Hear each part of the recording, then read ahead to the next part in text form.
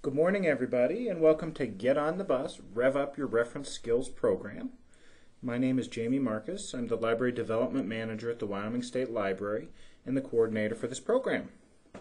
Today, we're going to be talking about virtual reference with Melissa Bowles-Terry from the University of Wyoming Libraries. But before we get to her actual presentation, I have a couple of short announcements for you. The first of which is that our archive didn't fully take this morning, so you're listening to me after this morning's program right now, and a little bit of Melissa after the program, the start of her presentation. And then I'll sort of interweave them together about 5 minutes into the program. So when you hear a little bleep and things sort of get off kilter, that's because I'm sewing a couple archives together for you. The first thing I wanted to let you know is that the archive for the reference conversation program is up on the Get on the Bus website that you see right here. That website is getonthebuswyoming.wordpress.com, and again, that contains all of the information for the entire program, including login instructions, the archives, homework assignments, etc. So any questions about that program, go ahead and to the website and they should be answered, or shoot me an email here at the State Library. Today, if you finish the homework for the virtual reference program by March 11th, which is 1 week from today, you will be entered to win a $25 Amazon gift certificate and a Boogie Board LCD writing tablet, which is a neat little note-taking tablet that the State Library picked up. If you finish all of the homework by April 15th, you could win registration at the 2010 Wyoming Library Association Conference, an iPod Touch, or if we get quite a few people participating, I'll throw in an Amazon Kindle or a netbook or something big and fun. So the more people we get participating, the larger the prizes are going to be. If you're a teacher and you're interested in PTSB credit, go ahead and go to the Get on the Bus website and click on the Introduction webpage. The instructions for what you need to get that credit are on that page. I have been trying to contact the PTSB again this week, and they still haven't got back to me on how many credits this course will be worth. But don't worry, I'm not stopping talking to them. So I should know sometime, and I'll let you know as soon as possible how many credits you can get. If you're interested in the Library Support Staff Certification Program sponsored by the American Library Association, this program may help get you credit in the reference area of the certification program. So if you complete this entire program, I will have a record of it, and you can use that when you go for certification. We will have a webinar talking about the Library Support Staff Certification Program on April 14th, and I will send out login instructions as we get closer. So without further ado, let me go ahead and introduce Melissa Bowles-Terry from the University of Wyoming. Go ahead, Melissa. Hi, everybody, and thanks for participating in Get on the Bus. I'm really happy to talk today about virtual reference. My name is Melissa Bowles-Terry, and I'm the Instruction and Assessment Coordinator at University of Wyoming Libraries. I work in the reference department, and I just started in August. So I'm new to Wyoming, and I love it here. It's great. Virtual reference is also often called digital reference. And this image is from Stephen Francoeur.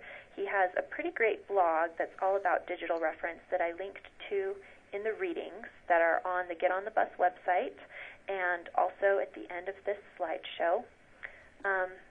He defines digital reference as all these different things: instant messaging, web chat, widgets, blogs, microblogs like Twitter, and email, web forms, social networking sites, including things like Facebook or MySpace, and video and text messages. The ALA guidelines for implementing and maintaining virtual reference services define virtual reference as reference service initiated electronically, often in real time, where patrons employ computers or other internet technology to communicate with reference staff without being physically present. Communication channels used frequently in virtual reference include chat, video conferencing, voice over IP, co-browsing, email, and instant messaging.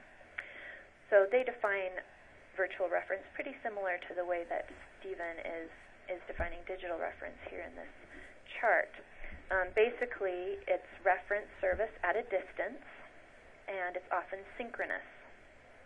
But those definitions do blur, particularly when people in your library are using instant messaging to ask you a reference question, which happens here at University of Wyoming, and it's sometimes a little puzzling when a student is, just sort of over your shoulder instant messaging you.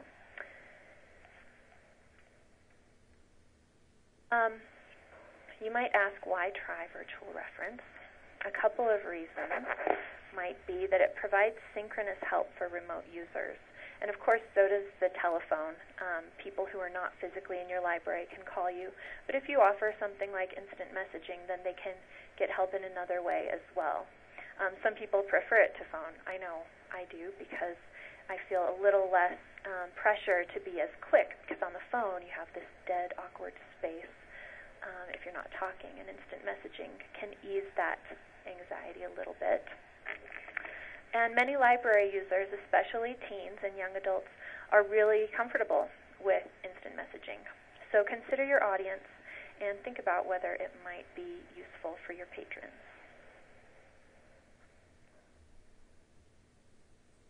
Some popular tools for chat or instant messaging at libraries are these four that I've listed here on this slide.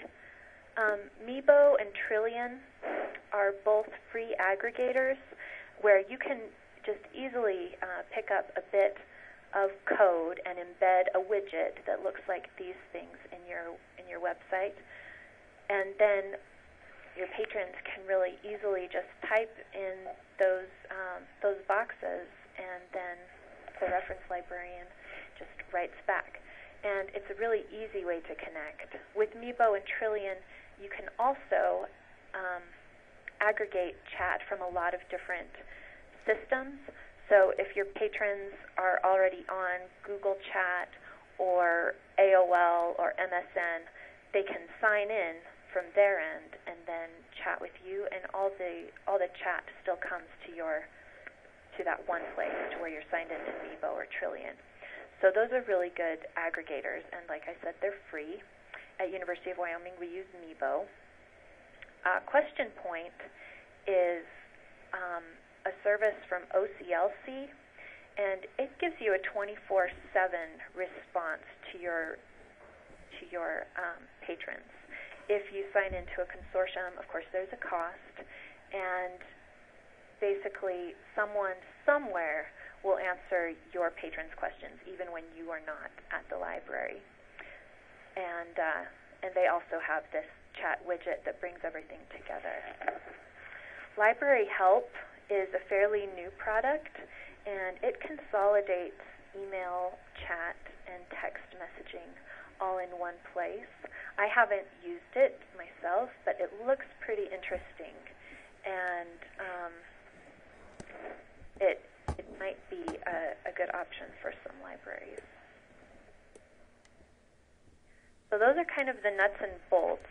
Now, how does virtual reference really work? The parts of the transaction are the same as in face-to-face reference.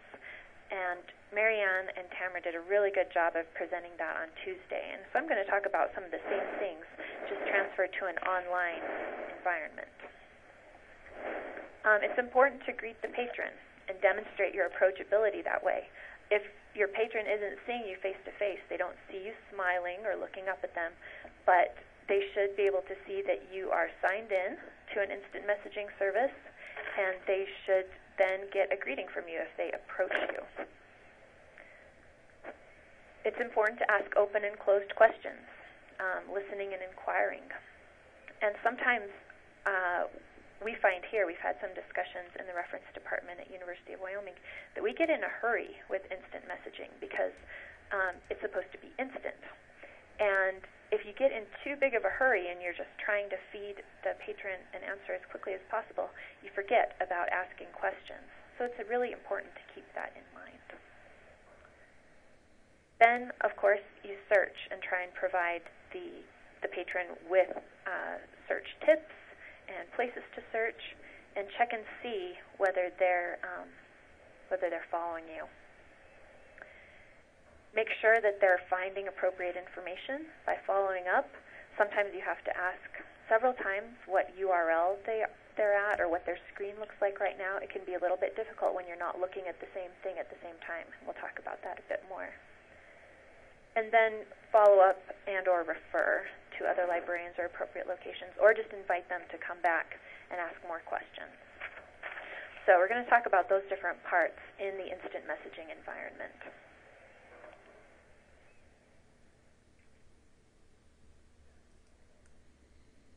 When you first get a question, the user often doesn't greet you. They'll just say, I'm supposed to find such and such. I think it really does open up the conversation when you say hi or hello or how are you, instead of just jumping in with a question, can you tell me a bit more about your project? So giving the patron a greeting is important. Chat or instant message culture is typically quite informal. And you can mirror the patron's level of formality, just as you do in a face-to-face conversation, where you sort of mirror what the patron does. You can do that in chat. So here, the patron doesn't use any capital letters or anything, and that's pretty common. And if they're writing that way, you don't have to be too concerned about capitalizing everything. Some IM users will be more formal and use more proper punctuation and capitalization. So you have to do what feels most natural, but don't use too many acronyms, because you can't really assume that everybody knows all those acronyms.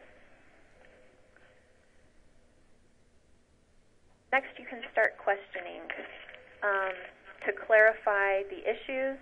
As Marianne suggested on Tuesday, asking sort questions like what sort of information do you need can be really useful, and also asking what the user has already done, where they've already been, can save some time.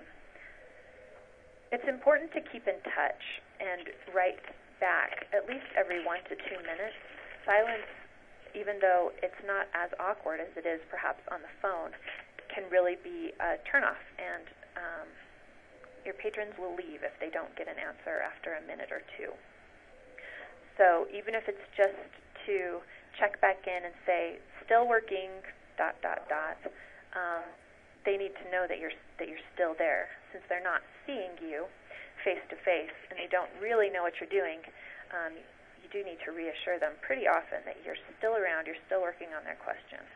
So don't leave it silent for too long. Now, when you're searching, it can be difficult to tell where your patron is on the internet, what kind of search terms they're using, what they're trying, if they're staying caught up with you. So it's important to check in with them pretty regularly. And one thing that can really help is to send the patron a picture. A quick screenshot of your screen can be really helpful. And this is just an example that I put up here where I'm searching JSTOR, and students or patrons may not know what a drop-down box is. They may not understand your language. So if you can send them a picture that shows exactly where they should be, what they should be doing, and gives them some pointers, that can be really helpful. There's a free screenshot software called Jing, Jing, that works really well. And Snagit is another cheap screenshot software. That's what I used for this picture. But you can make one really quickly. Just capture the screen, write a short note and an arrow, and you can send that via email, or on Meebo, you can also attach a screenshot and send it.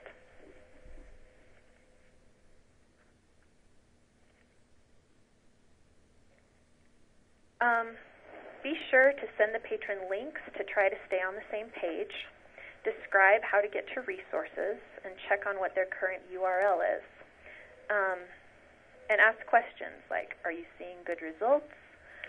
Where are you now? How's it going? Things like that.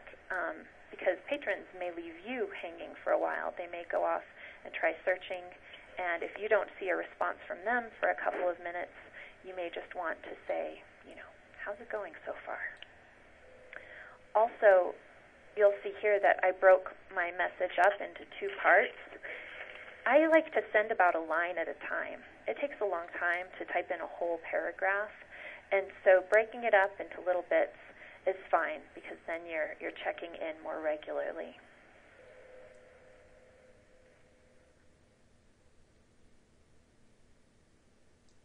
It does take some time if you're for example guiding a user through a search.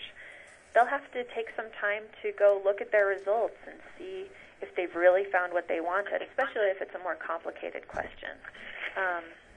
So I always try and invite users to come back. Here I say, once you've looked through the search results, let me know if you have any more questions.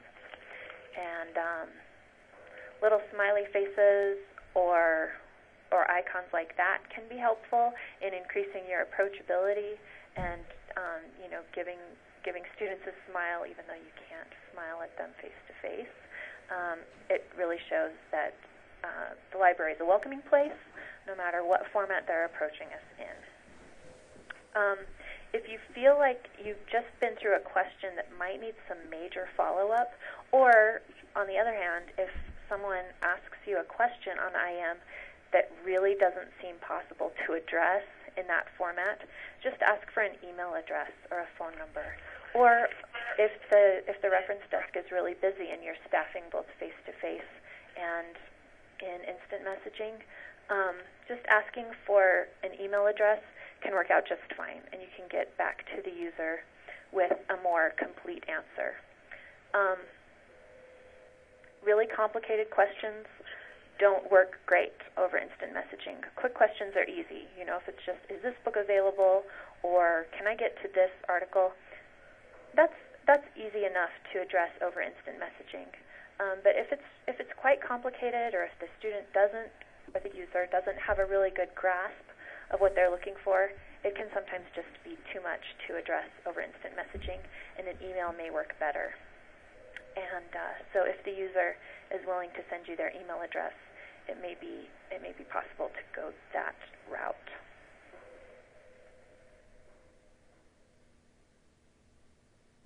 So these are some of my tips for chatting.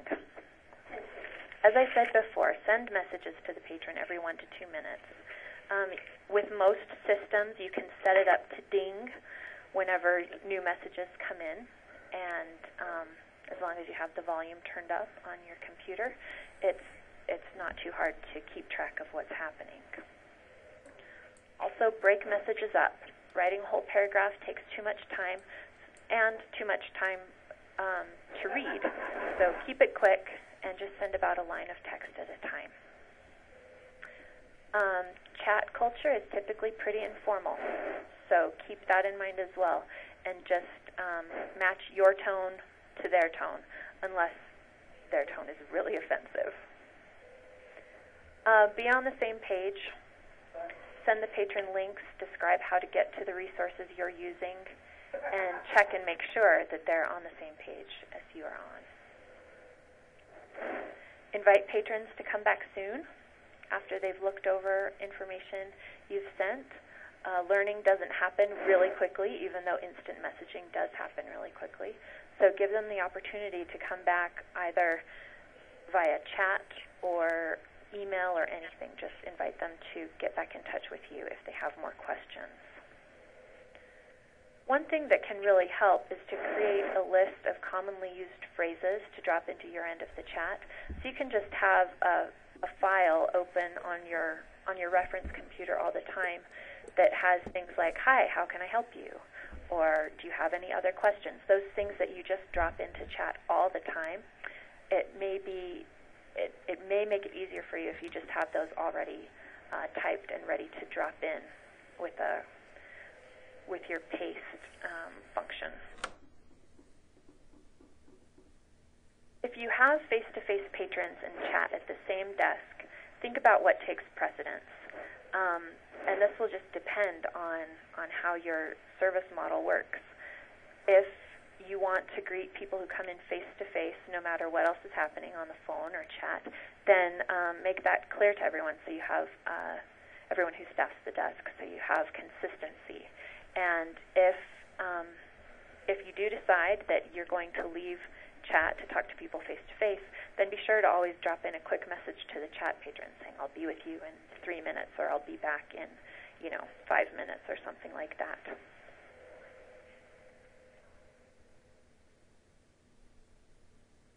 I looked around and found a few Wyoming libraries using chat or instant messaging. Anybody else out there using it or considering it?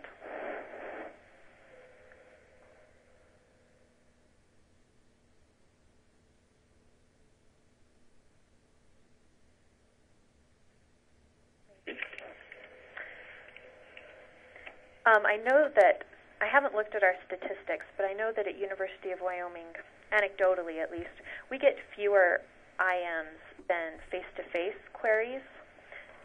It seems to me it's about the same as email, but that really varies at different institutions. I've heard that at UC Boulder, their reference questions via IM have just gone through the roof, and so it'll just vary depending on your audience and also how much you publicize the service, I think.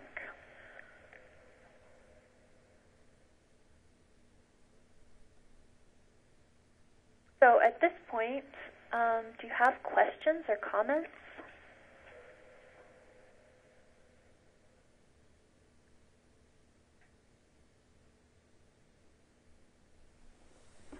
Melissa, this is Jamie, and I just wanted to let you know what was happening in chat. And both Joe Winkle and Era Anderson said that their libraries use email reference, but not chat yet.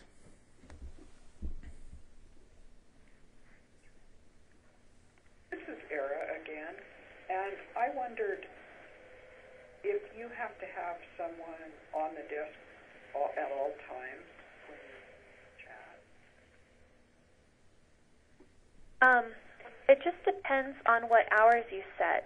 We, at University of Wyoming, we have reference desk hours from 8 in the morning till 10 at night, but we don't log on to chat until 9. And during spring break and times when when we have a low volume of questions coming in, we just have people man the chat service from their desks, from their offices. So you can set specific hours for chat. You can have people do it from their offices, or just say you're available on chat in the afternoons from 1 to 5 and see how that works out. I've seen people do it a variety of different ways. Thank you. Melissa, Laramie County Library says that they think that LCCC does chat reference. And Laramie County also said that they also do IM reference whenever they're open.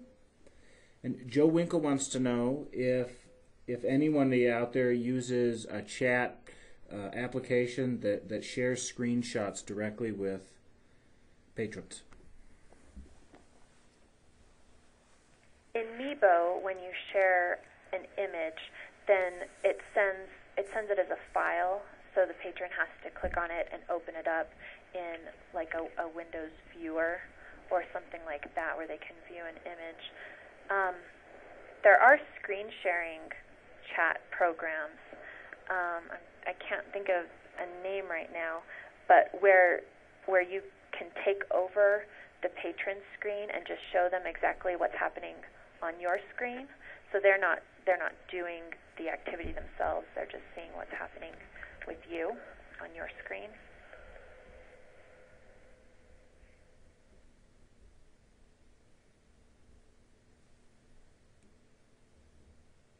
This is Mary Ann. I'd like to comment that when we first started instant messaging, I learned the hard way to get back to people every minute or so, because I would be off doing some involved search and then go back to tell them, and they would be gone and never come back. So people do have an anticipation that you're going to be back to them every few minutes.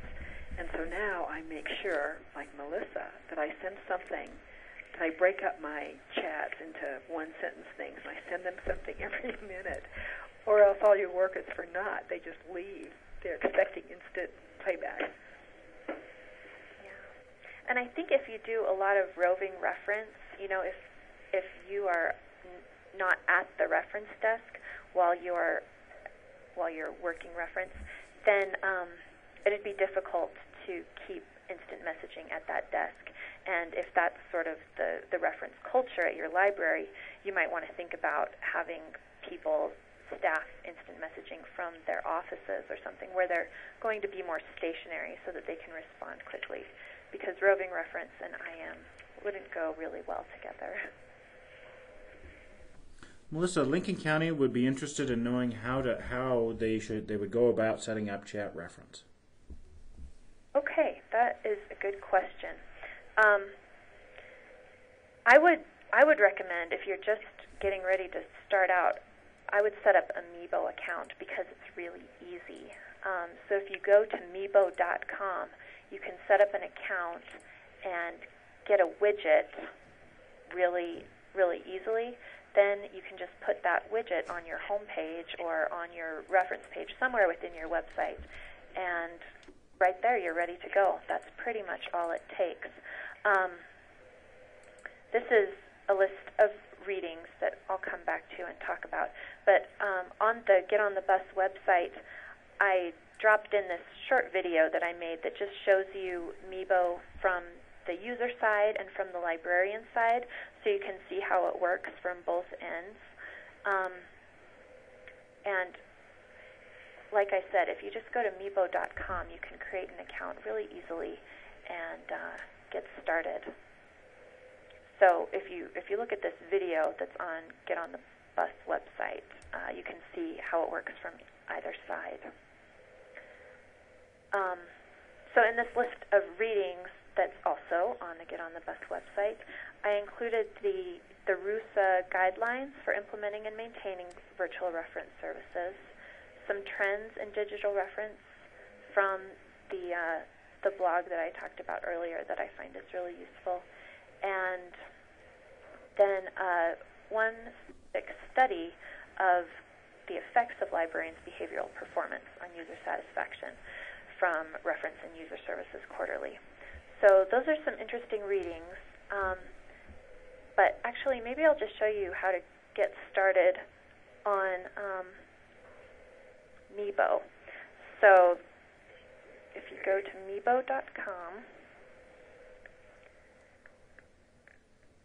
you just have to create a password and a username by registering here. I'll sign in myself. And up here under Accounts, you can create different IM accounts and keep them all together. But that you don't have to do that. You can just have the widget as well.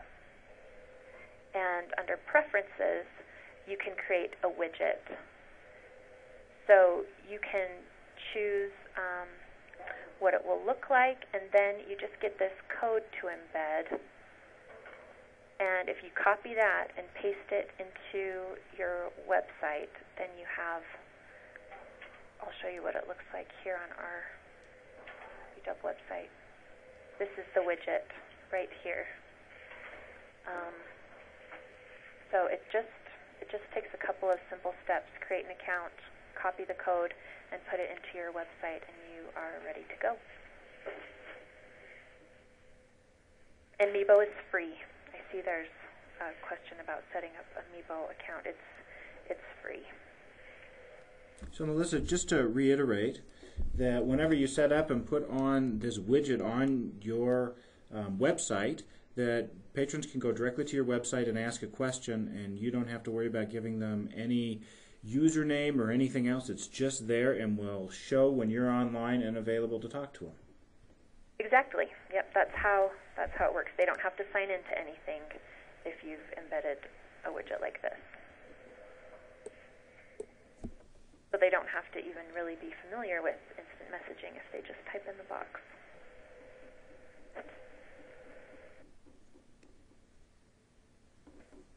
Any other questions? Oh, yeah. Yeah, this is Marilyn, Star Valley Branch. I'm Lincoln County. Then does it have to be one person you always need one person logged in to answer, or can more than one person be logged in to answer the IM questions? That's a good question, and it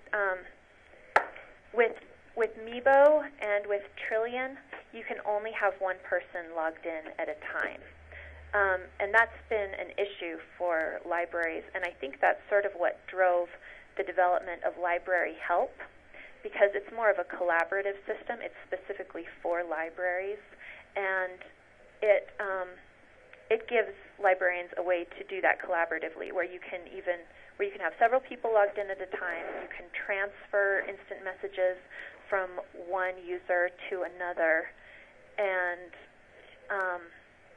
so that's a really good system. With these kind of more simple systems like Meebo, you can just have one person logged in at a time to answer questions.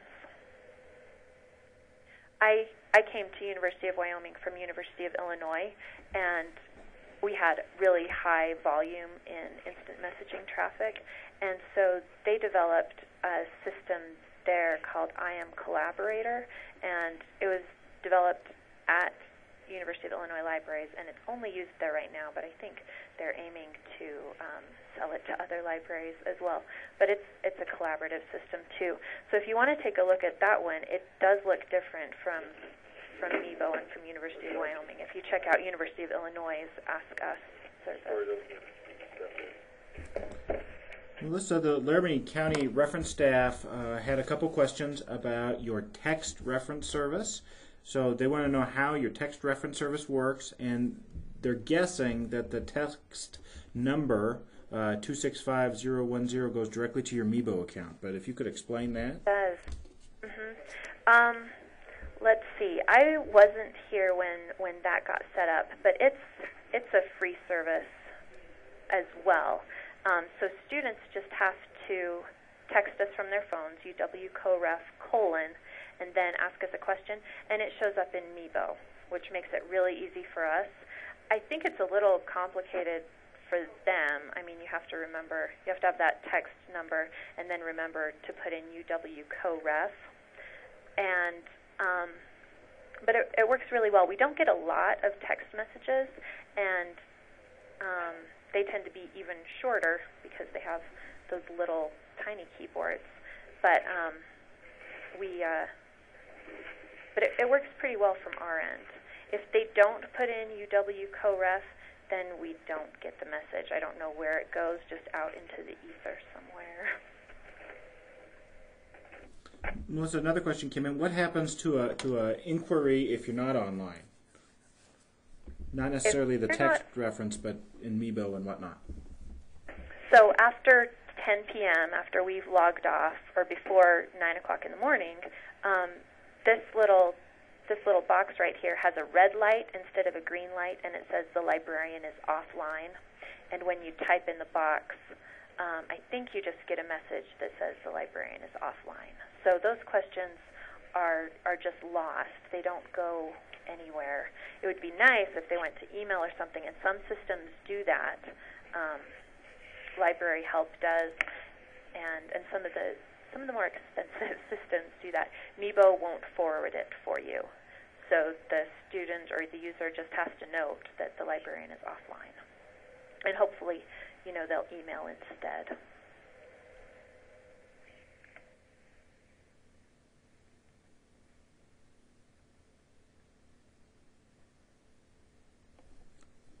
The Laramie County reference staff replied saying that they sometimes have messages waiting for them and they use Meebo.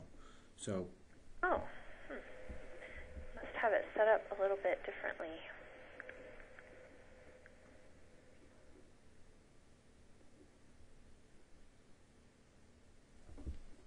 Are there any other questions out here for Melissa, either in text or just go ahead and speak on up?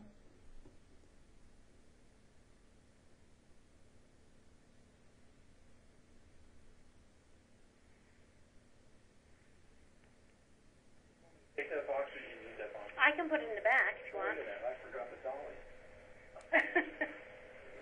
dolly. Okay, well, hearing nothing but not questions, I'm going to go ahead and call this session to an end. I know that Melissa is more than willing to answer any of your questions.